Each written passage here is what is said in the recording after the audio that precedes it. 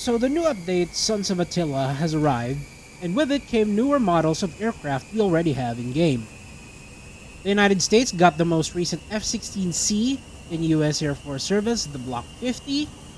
USSR got a new model of the MiG-29 from 2006, the MiG-29SMT model 919, and Israel got the F-16D Barak II. That's not all, however, because the MiG-29SMT received the R-73 missile, and there was nothing more that could reasonably be done to further nerf it to make it an alternative to the 9L. The F-16D Barak II and the F-16C, along with the new Italian AV-8B Plus and the Harrier GR7, was given AIM-9Ms in return. Of course, there's much discussion about which aircraft is actually breaking top tier. Is it the F-16C? Is it the SMT? In this video, talk about my experience flying both aircraft and maybe the Barak II just to cover my bases, and see if we can come up with a reasonable conclusion on what the playing field is with these new 12-3 aircraft. We'll start with the F-16C, and the SMT, and a little bit of the Barak at the end. The most important change in the F-16 when the F-16C was added was a flight model. The restriction on the G limit of the plane was loosened from 9 to 10G to 11 to 12G, which allowed it to dogfight and turn better. This carried over to aircraft like F-16A and its other variants, which boosted their capability even further. Aside from this, the maximum fuel was increased for both the internal tanks and drop tanks, gaining over 10 minutes of fuel in the internal tanks and about 2 minutes more of fuel in the drop tanks compared to the last update. So from the get-go, F-16As and F-16Cs received buffs in their flight model and fuel rate. Now let's look at upgrades specific to the F-16C. First was that it received the JHMCS, or the Joint Helmet Mounted Queuing Sight, which allows players to lock their sidewinders in free look. Pilot night vision capability was also added for the F-16C. The F-16C now also has 120 countermeasures, which helps to a certain extent. The F-16C also sports a new radar, the AN/APG-68V7, which now has trackwell scan, better range, and better azimuth limits and search modes. The F-16C's engine is the General Electric F110 GE129, which is a noticeable upgrade over the Pratt & Whitney F100 PW220 on the F-16A. For armament, the F-16C still sports the M61A1 Vulcan 20mm rotary cannon with 512 rounds. For air-to-air ordnance, it has the AIM-9L stock and has the AIM-7M as its radar missile. The AIM-9M was also added to the F-16C during the second dev server, which incorporated new capabilities for the Sidewinder. The most controversial one was its IRCCM capability. Infrared countermeasures allowed the AIM-9M to ignore amount of infrared clutter that might be present, up to and including the flares, the sun, and the IRCM on the helicopters and the Su-25D and Su-39. The AIM-9M also had the capability to track through clouds at much farther distances, though it retained the AIM-9L's aerodynamic body, which meant it retained the 30G maximum overload. The AIM-9M also has a smokeless motor, meaning it no longer leaves a noticeable missile trail when flying through the air. The missile diamond is still visible when it's launched, but it's more difficult to see where the missile has been and how far it has traveled without the missile trails. I'll just run through the ground ordnance as I haven't actually played ground RB with the F-16C or the SMT yet. The F-16C receives the more modern AGM-65D Maverick, which is a Maverick with a low-resolution thermal sight. The F-16C also receives the Lightning II targeting pod with paveways, but also allows the queuing of the AGM-65D for higher resolution thermals. Also included are standard high-drag bombs and the standard iron bombs and unguided rockets. In Air RB, the F-16C enjoys superior flight capabilities over the SMT. The F-16C will excel in dogfighting almost, if not all, of its opponents. Its within visual range capability is one of the best in game, and it has decent beyond visual range capability as well. The F-16C is, in my opinion, only balanced by its slightly less capable air-to-air weaponry compared to the SMT. Again, I'm not saying the AIM-9M and the AIM-7M are bad. I'm saying that based on experience, the R27ER and R73 are better. Let me explain. The AIM-9M has superior infrared countermeasure resistance, but the R73 has better off-bore sight capability. The R73 can do really crazy things at close range, while the 9M needs some distance to hit a drastically maneuvering target. The AIM-7M and the R27ER have the same range, but the R27ER simply accelerates faster and has a higher top speed. So how does the SMT compare to the F-16? Let's take a look. The MiG-29SMT is an upgrade to the 913 MiG-29 in the USSR tech tree by having even more fuel in the dorsal spine. The spine is now very noticeable compared to the difference between the spines of the 912 and 913. The MiG-29SMT also has an IFR probe on the left side of the aircraft, which means nothing yet in the scope of War Thunder.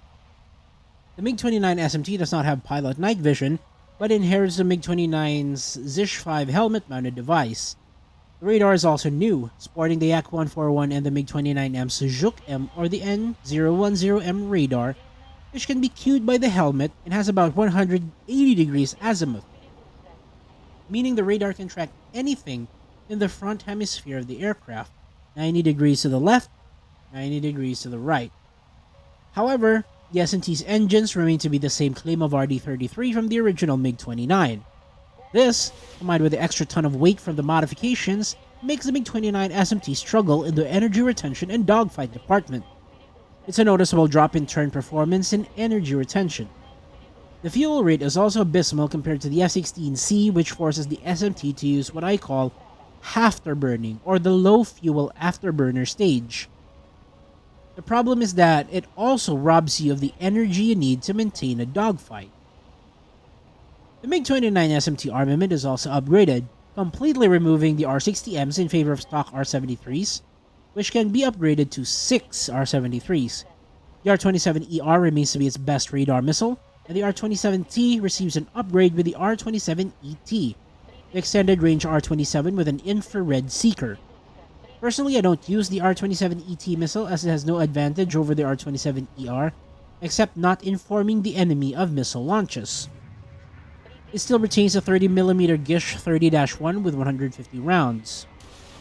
If I could summarize how the R-73 feels in-game, it feels like a Python 3 on steroids.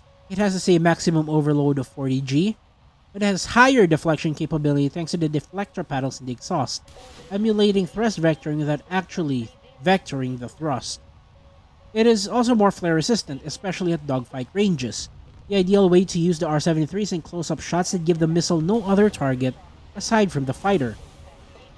Rear-on shots are also pretty much guaranteed. Very close head-on shots can also work due to the missile's maneuverability along with drastic side-on shots. The R-27ER is still the R-27ER. If you launch at the same time or slightly after an AIM-7M, you're guaranteed to win the joust. Just learn to crank the missile so the Sparrow goes even slower and you can evade it when the missile platform has exploded. The MiG-29 SMT also has some access to ground ordnance, like the CAB 500KR and KH-29T guided bomb and guided missile respectively, though these are electro-optical rather than laser-guided. The standard bombs and rockets are also used. It's nothing really new to the game, since these were added back with the MiG-27M and some of the Su-17s. In Air RB, the MiG-29 SMT can do a hell of a lot of stuff short of dogfighting. However, this does not mean that the SMT is a bad dogfighter. The R-73 helps immensely in dogfights, especially when it comes to reversals in high-angle rate fights. The SMT struggles at turning, yes, but the R-73 does not. Bear in mind that this turning capability comes at a price. When the R-73 turns, it uses up its energy to go as fast as it uses up its rocket motor. If you expect the R-73 to turn drastically at a range of about 2.5 kilometers, it's a very big ask, and it often results in the missile getting trashed. At the moment, it also suffers from horrible wobbling, which also can affect the missile's energy. Hoping it gets fixed soon. So what's my consensus? What is the better plane out of the two? Do I have a preferred aircraft over the two? Well, in my opinion, the SMT takes a little bit longer to understand. The F-16C is pretty easy to do well in right at the beginning. I have a 2.0 KD in the SMT, but I have a 9.0 KD in the F-16C.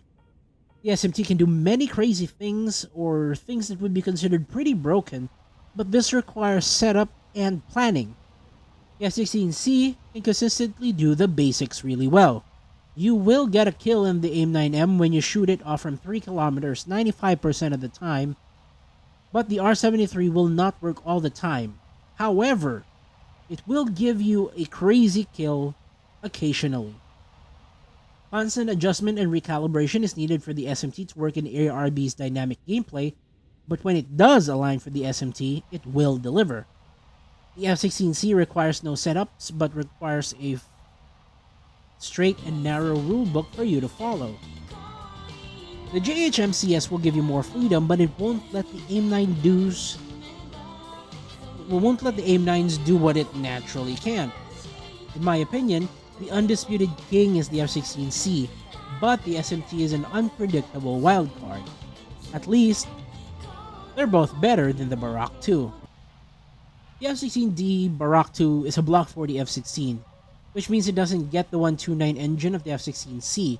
It also has an enlarged dorsal spine and is a two-seater and thus is heavier. It has all the weapons the F-16C uses down to the AIM-9M and the AIM-7M. It also has an HMD, the Elbit Dash, but in the end, the F-16D Barak II is just an SMT without R-73s. I'm not complaining, the Barak can still do what the F-16C does, just on a slightly lesser basis.